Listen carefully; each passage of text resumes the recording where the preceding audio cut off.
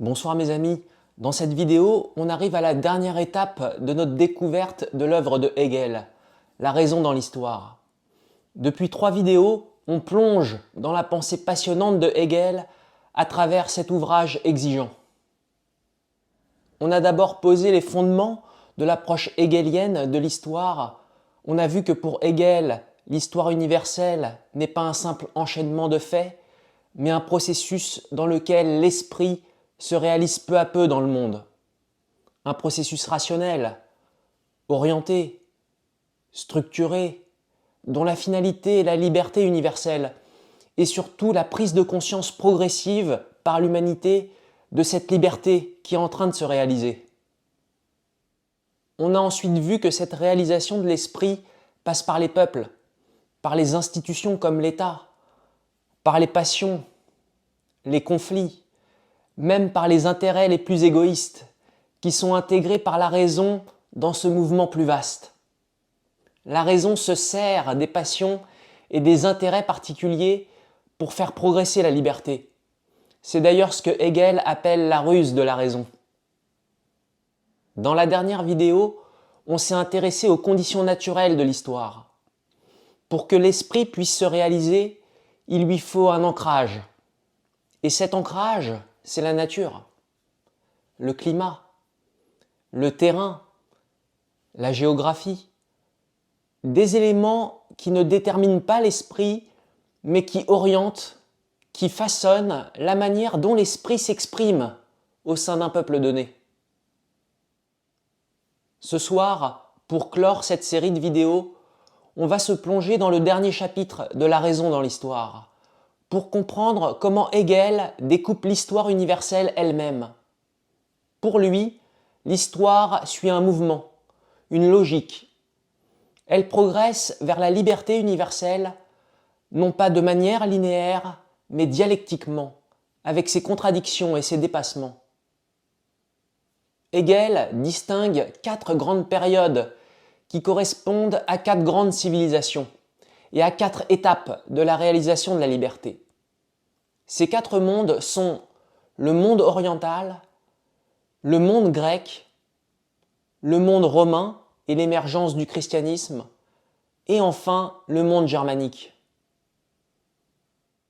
Dans cette vidéo, je vous propose de suivre cette progression de la liberté dans l'histoire, en retraçant les grandes lignes de chacun de ces mondes, et en comprenant ce qu'ils incarnent dans le développement de l'esprit.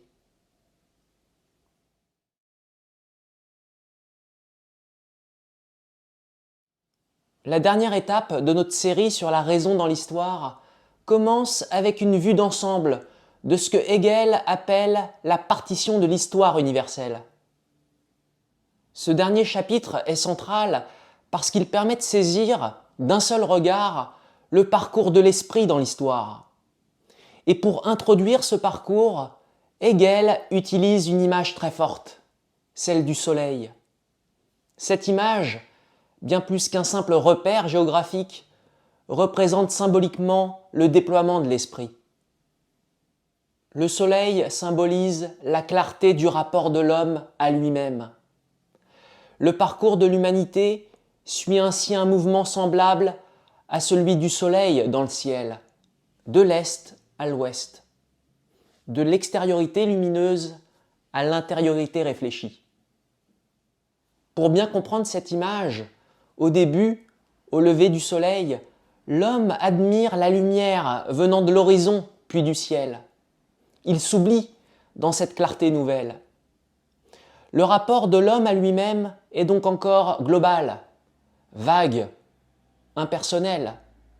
Le soleil est là, devant lui, en train de se lever, mais l'homme n'est pas encore sujet conscient de lui-même.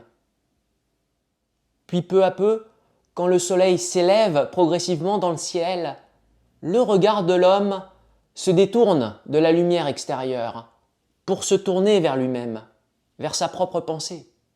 C'est le début de la conscience de soi. Et là, l'admiration du début cède la place à l'action. L'homme ne se contente plus de contempler, il bâtit, il agit, il crée.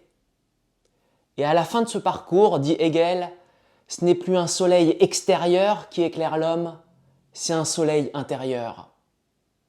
Une clarté qui jaillit de l'homme lui-même, de sa propre liberté, de sa propre conscience de sa liberté, de sa conscience de soi libre. Je pense que ce passage du livre est très important parce qu'il peint le sens profond du mouvement historique pour Hegel. L'histoire universelle, selon Hegel, n'est rien d'autre que l'éducation de l'humanité vers la liberté. Une liberté qui ne tombe pas du ciel, mais qui se construit. Une liberté qui passe par la réalisation de l'esprit, comme on l'a vu dans cette série, mais aussi par l'État, par le droit et par la conscience, bien évidemment. Il faut bien comprendre que pour Hegel, la finalité de l'histoire, c'est l'humanité réellement libre, concrètement libre. Une liberté qui n'est pas seulement extérieure, une liberté qui n'est pas imposée ou réservée à quelques-uns, mais une liberté universelle, intérieurement vécue, habitée par chacun et reconnue dans les lois et les institutions. Autrement dit, que chaque individu soit non seulement libre en droit, mais conscient de l'être. Et que tous les individus puissent vivre en eux et par eux cette liberté dans un monde commun. C'est ça que l'histoire réalise peu à peu. C'est ça, pour Hegel, la fin de l'histoire et l'aboutissement du devenir de l'esprit. Un monde où le collectif et l'individu ne s'opposent plus. Un monde où ces deux pôles s'unissent, se concilient dans la forme la plus aboutie d'une liberté réelle. Et donc, il est important de comprendre que dans le terme « liberté universelle », le mot « universel » chez Hegel ne signifie pas uniquement que cette liberté est déjà réalisée partout dans le monde ou pleinement concrète à tous les niveaux. Le mot « universel » signifie avant tout que la liberté est posée comme principe. Elle structure désormais les institutions, la pensée, le droit. Elle est l'idée réalisée. Et c'est cette progression de la lumière extérieure à la liberté intérieure qui s'universalise qu'on va suivre tout au long de cette dernière vidéo. Cette progression passe par 4 grandes étapes dans l'histoire. Le monde oriental, le monde grec, le monde romain avec l'émergence du christianisme, et enfin le monde germanique. Comme on va le voir, chaque étape correspond à une phase de la réalisation de l'esprit. Je veux dire de la dissolution de l'individu dans la totalité, c'est-à-dire un moment dans l'histoire où l'individu n'existe pas encore pour lui-même, à l'affirmation de la subjectivité, c'est-à-dire d'un sujet conscient, libre et capable de se penser comme tel, mais aussi de la soumission à la loi extérieure, impersonnelle, à la formation d'un droit subjectif, d'une conscience intérieure qui le vit, et donc d'une liberté capable de se comprendre elle-même, de prendre conscience d'elle-même, par le biais de cette conscience, justement. C'est ce parcours que je vous propose de retracer maintenant. On va donc devoir suivre les contradictions internes qui traversent l'histoire et qui permettent à la liberté universelle de progresser. Ces contradictions sont celles entre l'individu et la totalité, entre la loi extérieure et la conscience intérieure, entre l'ordre établi et la subjectivité naissante. Parce que c'est par le biais de ces tensions et de leur dépassement que l'esprit se développe et devient conscient de lui-même. Chaque époque, chaque monde incarne une réponse à une tension. Une tentative, parfois encore obscure, parfois plus aboutie, d'unir la subjectivité humaine à l'universalité de la loi, d'unir la liberté vécue sans le savoir, la liberté en soi, et la liberté instituée, consciente d'elle-même, la liberté pour soi, une liberté vécue, pensée et assumée.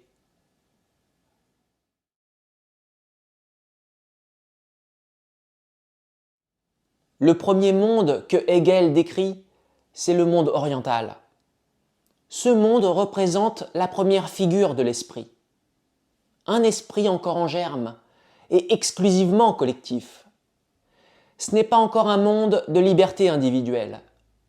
Dans le monde oriental, ce n'est pas la volonté personnelle qui guide les actes, mais une volonté globale, impersonnelle. La forme politique typique de ce monde, c'est la famille patriarcale. Le chef représente le tout. Il est à la fois le père, le guide, l'autorité morale. Chaque individu n'a pas encore de conscience individuelle propre. Il est un membre du tout, un élément d'une volonté plus large. L'État oriental repose donc sur un ordre naturel. Et cet ordre ne s'impose pas par des lois abstraites, mais par une forme de prévoyance paternelle. Le pouvoir distribue récompenses et punitions, comme un père, mais sans vraie justice, ni vraie réflexion. C'est un ordre de la tradition et de la stabilité. On est encore loin d'un véritable devenir historique. Ce monde ne connaît pas vraiment de rupture, ni de nouveauté. Et quand il y a des changements, ce sont que des répétitions, que des conflits stériles, sans avancée réelle. Il y a comme une agitation sans progrès. Et Hegel le dit clairement. À ce stade, la liberté est encore inconsciente chez les hommes. Il y a un pressentiment de la liberté, mais ce pressentiment reste confus, naturel, sans clarté intérieure. Seul le souverain est libre. Pour comprendre ce monde oriental, Hegel nous invite à faire un parallèle avec l'enfance. L'enfant obéit sans comprendre. Il suit la règle parce qu'elle est là, pas parce qu'il en a saisi le sens. Le monde oriental, c'est un peu ça. Une forme d'obéissance, de grandeur même, mais sans autonomie réelle. On y trouve des États puissants, parfois brillants, mais fondés sur le despotisme et la théocratie.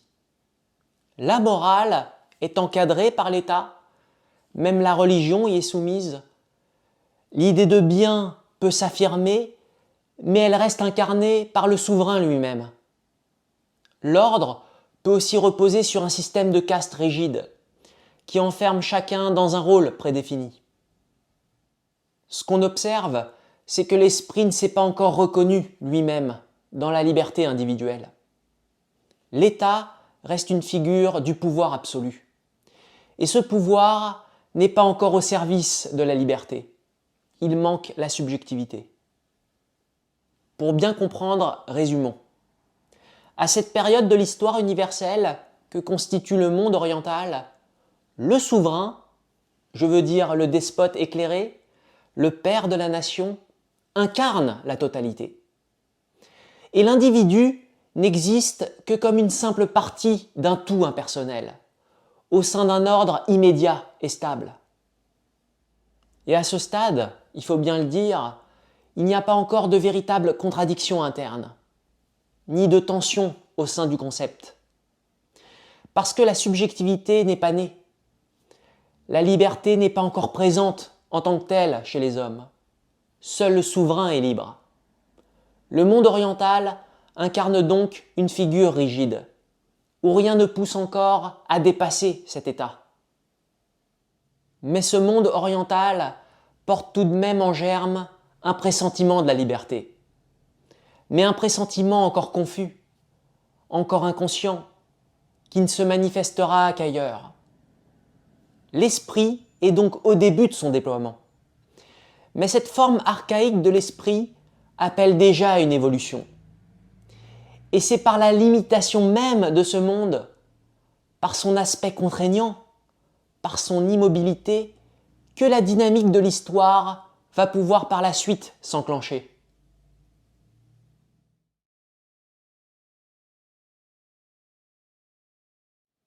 Après l'enfance du monde oriental, Hegel nous conduit vers une deuxième étape, celle de l'adolescence de l'esprit, Et cette adolescence, c'est le monde grec. Ce qui caractérise le monde grec, c'est l'apparition de la liberté. Pas encore la liberté réfléchie, ni universelle, ni rationnelle, mais une forme belle, spontanée, immédiate de cette liberté. C'est le moment où l'individualité commence à émerger, à se détacher de la pure obéissance. L'homme grec se sent libre, il agit librement, mais sans encore remettre en question le cadre dans lequel il évolue. Parce que ce cadre est pour lui naturel, harmonieux, éthique. Il y a donc une forme d'unité spontanée, d'unité immédiate, entre la liberté subjective et l'ordre collectif. Une liberté vécue dans l'appartenance du groupe, et pas encore dans une relation de conflit avec l'ordre collectif. Contrairement à l'Orient, où la volonté individuelle était absorbée par la totalité incarnée par le souverain, le monde grec donne à cette volonté un espace d'expression. Mais encore une fois, cette liberté reste intuitive, naturelle, pas encore soumise à la réflexion ou au doute. Je veux dire que cette liberté n'est pas encore comprise par elle-même, ni consciente d'elle-même. L'individu vit dans une cité, il obéit aux lois et il se reconnaît dans ces lois. Il n'y a donc pas encore de conflit entre lui et l'ordre collectif. Dans le monde grec, la liberté est donc présente, mais elle est encore immédiate, non réfléchie. Dit autrement, on pourrait dire que le grec agit bien, mais sans vraiment savoir pourquoi. Il agit, mais pas encore en conscience. C'est pour ça que Hegel compare cette époque à l'adolescence, un âge de la beauté, un âge de la vigueur, mais aussi de la candeur et de la fragilité. Parce que cette unité entre liberté et collectif n'est pas durable, elle va se fissurer. Peu à peu, la réflexion va naître, et avec elle, le conflit, le doute, la séparation. Le monde grec, qui semblait si harmonieux, va devenir instable. Ce moment marque l'entrée dans une nouvelle ère. C'est un passage nécessaire vers un stade plus haut. Un monde où la liberté ne sera plus intuitive ni immédiate, mais pensée, réfléchie et même rendue véritablement universelle. Et ce monde, ça sera le monde romain. Pour bien comprendre, résumons. Dans le monde grec, on entre dans une nouvelle étape de l'histoire universelle. L'individu commence à émerger. Il se sent libre, alors que cette liberté n'était qu'en germe dans le monde oriental. Dans le monde grec, l'individu vit dans la cité et il se reconnaît spontanément dans l'ordre collectif. C'est l'époque de l'harmonie entre la collectivité et la subjectivité, entre l'appartenance et l'élan personnel. On pourrait dire que cette figure de l'esprit correspond à son adolescence. Mais il va y avoir une contradiction. Cette liberté grecque n'est pas encore réfléchie. Je veux dire qu'elle est vécue sans être questionnée, sans aucune distance. Et peu à peu, cette immédiateté par rapport à la liberté se fissure. L'homme grec commence à douter, à penser, même à se séparer intérieurement du monde qui l'entoure. Il y a donc une tension interne de plus en plus forte entre la liberté intuitive et la conscience individuelle qui s'élève, entre l'unité, l'harmonie première, et la division, la scission qui s'installe. Et cette contradiction va pousser l'esprit vers une étape nouvelle, celle où la liberté devra se penser comme loi, comme devoir, comme principe universel. Ça sera le monde romain.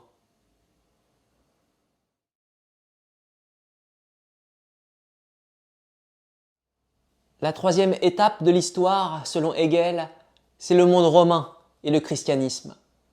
Cette étape marque un tournant essentiel. Pour la première fois, la finalité universelle devient réellement existante en tant que telle. Mais cette universalité n'est pas encore concrète et intérieure. C'est une forme extérieure qui est imposée d'en haut et à laquelle les individus doivent se soumettre. Et cette universalité extérieure, c'est l'État romain qui l'impose. Un État dur, impersonnel, qui donne aux individus une loi commune, mais au prix d'un renoncement à eux-mêmes. Les individus ne sont pas considérés comme des personnes vivantes, intérieures, spirituelles, mais comme des sujets, comme des personnes juridiques, abstraites, formelles, égales devant la loi, mais réduites à leur statut légal, sans reconnaissance de leur intériorité. C'est pourquoi Hegel associe cette époque à ce qu'il appelle la fin de l'âge viril de l'histoire. C'est le moment de la rigidité, du labeur, de la soumission à un ordre impersonnel. L'individu doit renoncer à lui-même pour se mettre au service d'une loi impersonnelle, bien qu'universelle. Mais en même temps, et c'est là tout le paradoxe, c'est ce renoncement à lui-même qui permet à l'individu d'accéder peu à peu à la conscience de lui-même, comme un être universel. C'est à ce moment que naît en lui cette révélation intérieure nouvelle. Et pour Hegel, cette révélation intérieure est insufflée par le christianisme. Dans le christianisme, l'universel n'est plus extérieur, imposé, abstrait, il devient une réalité intérieure, où chaque personne est élevée à un rang nouveau, celui de porter en lui-même une valeur universelle et éternelle. Mais attention, cette universalité nouvelle reste encore séparée du monde réel. Elle est juste ressentie intérieurement. Elle n'est pas encore réalisée. Je veux dire qu'elle est vécue comme un idéal intérieur, mais toujours en tension avec le réel. Le réel qui, lui, est dominé par la rigidité des lois et par le pouvoir de l'État. Et donc, une opposition se crée, une tension entre deux mondes. D'un côté, la loi extérieure, impersonnelle, universelle de l'État, et de l'autre, une conscience d'une universalité intérieure, une conscience personnelle, vivante. Et cette tension intime devient peu à peu insupportable. Pour bien comprendre la contradiction interne qui se joue dans le monde romain, d'un côté, il y a l'universalité de la loi romaine. C'est une loi formelle et impersonnelle. Elle est valable pour tous, mais imposée de l'extérieur. Elle ne reconnaît pas l'intériorité des individus. Elle est universelle dans la forme, mais froide, insensible à l'âme. De l'autre, il y a l'universalité intérieure, révélée par le christianisme. Chaque être humain est porteur en lui d'une dignité infinie. L'homme se sait libre intérieurement, à l'image de Dieu. Il découvre que sa valeur ne dépend pas d'un statut social ou juridique. Cette universalité est spirituelle, subjective, mais encore séparée du réel. Dit autrement, la tension devient insoutenable car la loi ne reconnaît pas l'âme et l'âme ne se reconnaît pas dans la loi. C'est cette tension qui prépare l'étape suivante. Cette tension entre l'universalité extérieure de la loi et l'universalité intérieure consciente va faire naître un besoin nouveau, le besoin d'une réconciliation. Et c'est cette réconciliation qui va marquer la transition vers le monde suivant, le monde germanique, le monde qui va devenir capable d'unifier l'universel et le singulier, le divin et l'humain, la loi et la liberté. Pour bien comprendre, résumons. Avec le monde romain, l'universel existe, mais au prix d'un renoncement de soi. L'individu devient sujet de droit, personne abstraite, égale devant la loi, mais intérieurement vide, non reconnu. L'individu vit, agit librement, mais sans être reconnu dans son intériorité.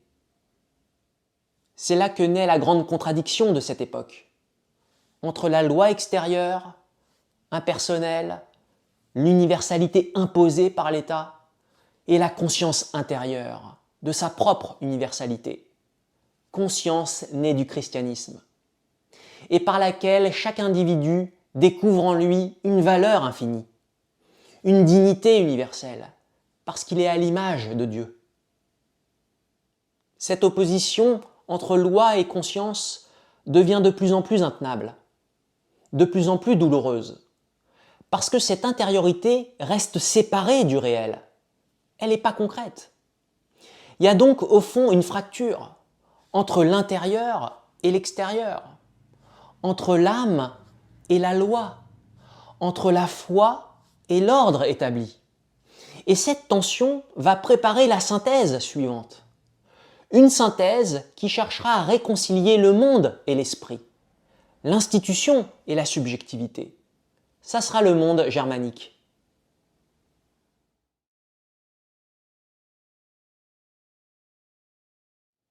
Le monde germanique, c'est la dernière grande figure de l'histoire universelle.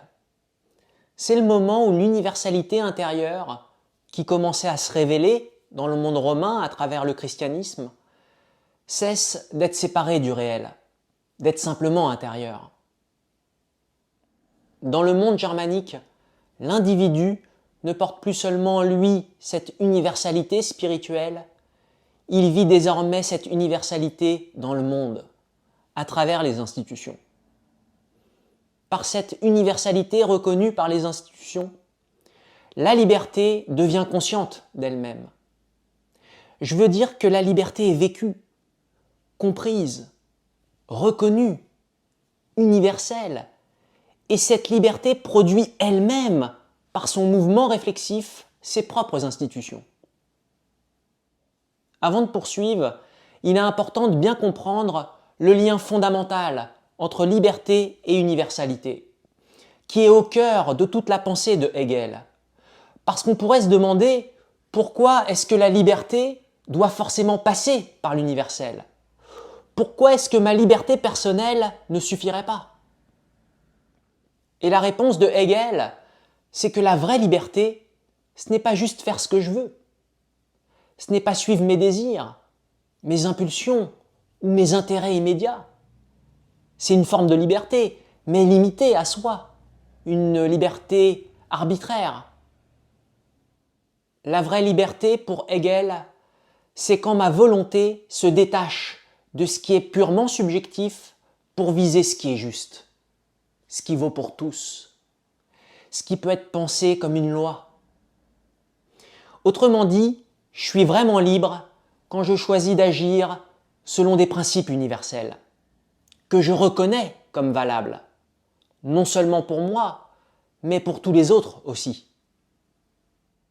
Et c'est pour ça que la liberté chez Hegel n'est jamais isolement. Elle ne se réalise pas dans un face-à-face de l'individu contre la société. Elle se réalise quand ma volonté s'accorde avec celle des autres, dans des institutions communes, justes, que je reconnais comme miennes. Ce qui veut dire une chose essentielle, c'est uniquement à la liberté, par sa réflexivité quand elle est consciente d'elle-même, de produire elle-même ses propres institutions, pour que cette liberté devienne concrète, vivante, réelle. C'est plus une belle idée en l'air. Là, c'est du concret. Il n'y a pas mieux que la liberté elle-même de produire ses propres institutions qui entretiendront son mouvement dialectique. Et donc, tout au long de l'histoire, ce qu'on voit, c'est cette lente progression. D'abord, l'homme agit sous la contrainte, sans même savoir qu'il pourrait être libre, puis il commence à se sentir libre, à se penser libre, et peu à peu, cette liberté devient universelle. Elle se pense comme un droit, comme un devoir, comme une forme de raison partagée. Cette lente universalisation de la liberté, c'est ce que Hegel appelle la réalisation de l'esprit dans l'histoire. Dans le monde germanique, l'esprit devient libre, tout en étant conscient qu'il est libre. L'esprit devient conscient de lui-même. Dit autrement, dans le monde germanique, la liberté devient pensée, et la pensée devient institution.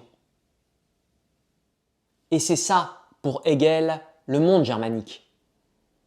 Un monde où l'esprit réalise sa liberté dans le réel. Un monde où l'esprit prend pleinement conscience de sa liberté. Un monde où enfin les institutions ne sont plus imposées par une volonté extérieure, mais pensées et produites par l'esprit lui-même. Pour bien comprendre, résumons. Avec le monde germanique, l'esprit atteint une forme de maturité. L'universalité ne se contente plus d'exister intérieurement, elle est reconnue par les institutions. L'universalité reconnue permet la liberté universelle. Dans le monde germanique, l'esprit réalise sa liberté dans le réel. L'esprit prend pleinement conscience de sa liberté qui se réalise. Il produit lui-même les institutions qui incarnent sa liberté, jusqu'à faire émerger un ordre collectif à son image. La réalisation de la liberté est le fruit d'un travail intérieur de l'esprit, de lutte, de division, de contradiction interne, de dépassement.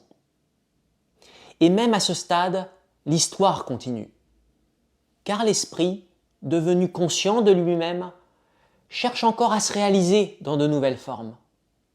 Il doit incarner sa liberté dans le réel, sous des formes toujours renouvelées. Et donc, le monde germanique n'est pas la fin de tout. Mais c'est pour Hegel le moment où la liberté universelle devient réelle, devient concrète.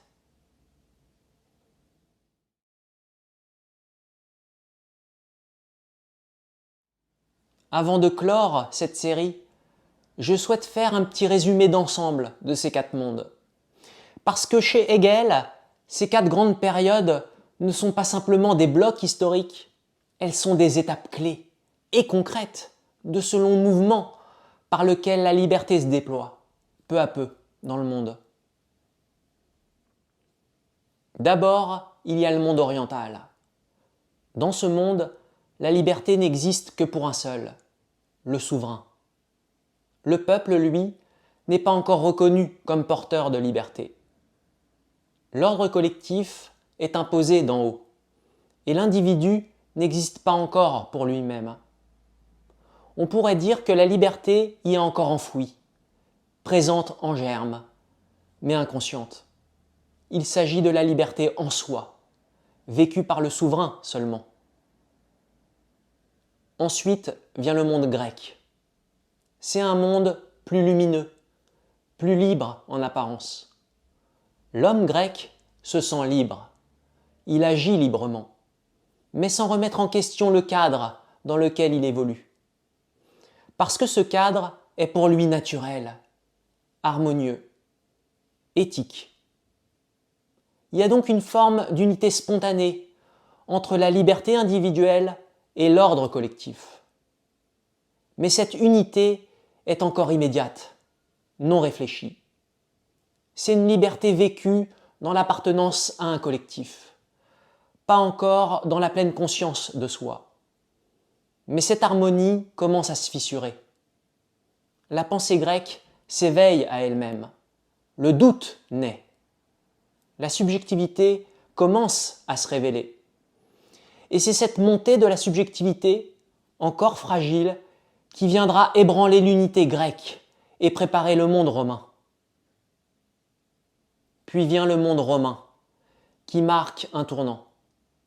L'universalité devient ici une forme abstraite, légale, mais au prix d'un renoncement de soi. Chaque individu est reconnu comme sujet de droit, égal devant la loi, mais cette reconnaissance reste formelle, extérieure. L'intériorité de l'homme n'est pas encore reconnue par les institutions. C'est là que le christianisme intervient. Il révèle à chaque individu qu'il porte en lui une valeur universelle, une dignité infinie, parce qu'il est à l'image de Dieu. Pour la première fois, l'universalité devient une expérience intérieure. Mais cette universalité intérieure reste séparée du réel. Elle n'est pas concrète, ce qui crée une contradiction intenable, celle entre la foi et la loi, entre l'âme et l'ordre établi. Cette tension trouve sa résolution dans le monde germanique. Un monde où la liberté devient à la fois universelle, intérieure et reconnue dans les institutions. Chacun est libre, non seulement en droit, mais en conscience. Et les lois, cette fois, ne sont plus imposées de l'extérieur. Les lois expriment la volonté collective d'un peuple qui se sait libre. La liberté devient pour soi.